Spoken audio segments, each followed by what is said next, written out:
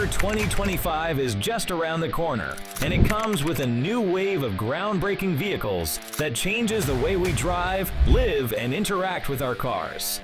If you're looking for your next car that may serve as an investment, or you're a lover of cars, then sit tight and watch.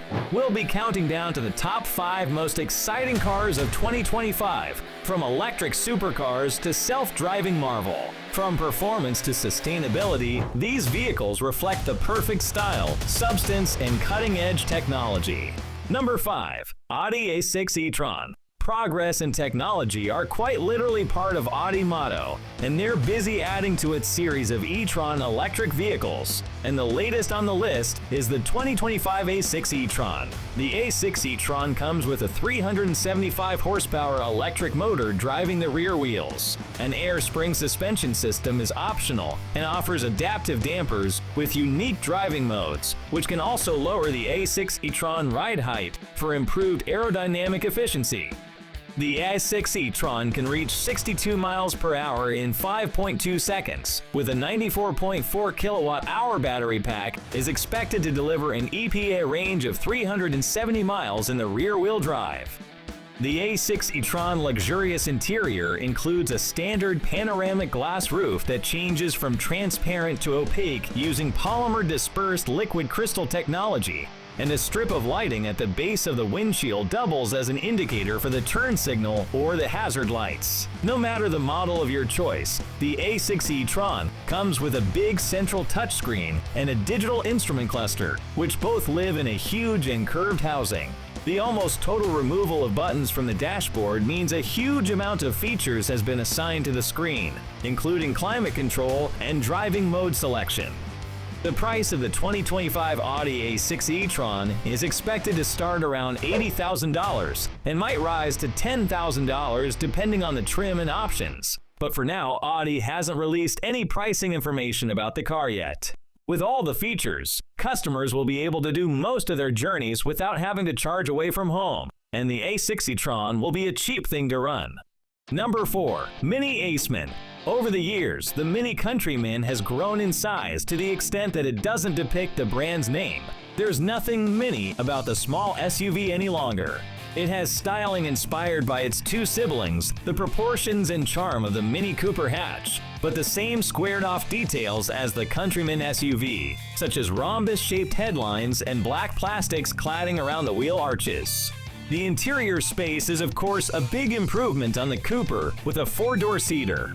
The Aceman is offered in 2 main variants. The E is the entry-level model that's good for a range of 192 miles, while the C is a bit quicker and has a larger battery, giving it an official range of up to 251 miles. Mini Aceman doesn't have a petrol version of it, so it's a choice of electric only. Both variants are single-motor front-drive vehicles, with the E having a smaller battery, 38.5 kilowatt-hour, a less powerful motor, 135 kilowatt, and even a lower maximum DC charging rate, 75 kilowatt. Charging times for the SE takes as little as 31 minutes at its 95 kilowatt maximum DC rate for a 10 to 80% battery charge. The 2 electric powertrains, and 184 horsepower electric motor and a 218 horsepower electric motor, the Aceman measures 160 inches long and 59 inches tall, which is more than 10 inches shorter than the Countryman. Number 3. Dodge Charger. The Dodge Charger is a muscle car that has been defined by powerful Hemi V8 engines since the model debuted in 1966. However, the all-new 2025 Dodge Charger is going to change. Not only is the Hemi gone, but the new Charger is going to have an all-electric variant. The 2025 Dodge Charger interior follows the Retro Edition 2, featuring an updated pistol grip shifter and long, lean shapes accented by continuous stitching that runs across the dashboard and doors, bringing the beauty out. A 93.9 kilowatt-hour battery provides voltage for front and rear motors, with an estimated run from 241 miles for the Daytona Scat Pack to 308 miles for the RT. When hooked to a 350 kilowatt DC charger, a max charge rate of 183 kilowatt is possible, taking the battery from 20 to 80% in an estimated 33 minutes. Doing the same on level 2 charges will take just under 6 hours. The Daytona's interior should comfortably accommodate 4 adults. Instrument cluster screen measuring 10.3 and 16.0 inches are available, and a 12.3-inch infotainment display is standard across all models. As with the exterior, the designers worked to echo the style and feel of the original 1968 Charger.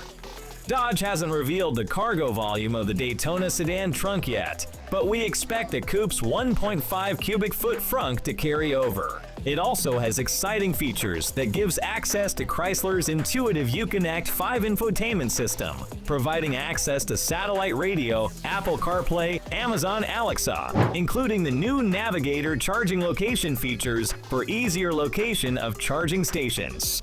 The price range of the 2025 Dodge Charger Daytona is expected to start around $62,000 and go up to $72,000 depending on the trim and options. Number 2. Ford Expedition. The Ford Expedition has been around since the mid-1990s, and now in its 5th generation for 2025 represents the most ambitious evolution. It's a very big vehicle meant for utility, family, and for the people who don't mind spending up to $90,000 on a full-size 3-row SUV. Ford's full-size SUV can handle all sorts of jobs, including moderate difficulty off-roading and hauling, with a 9,600-pound maximum towing capacity. The Expedition has a smooth ride, but the vague steering makes it drive too much like a pickup truck for our liking. There's no shortage of interior space, however, especially with the long wheelbase Expedition Max, which has an extra foot of lone powertrain, a twin-turbo V6, ranging in output from 400 to 440 horsepower depending on the trim. Ford has refreshed the Expedition lineup for 2025. New head and tail lights, a revised grille, and some new wheel designs give the SUV a fresh appearance. Motivating the Expedition is a twin turbocharged 3.5-liter V6 and responsive 10-speed automatic transmission that pairs with rear or four-wheel drive.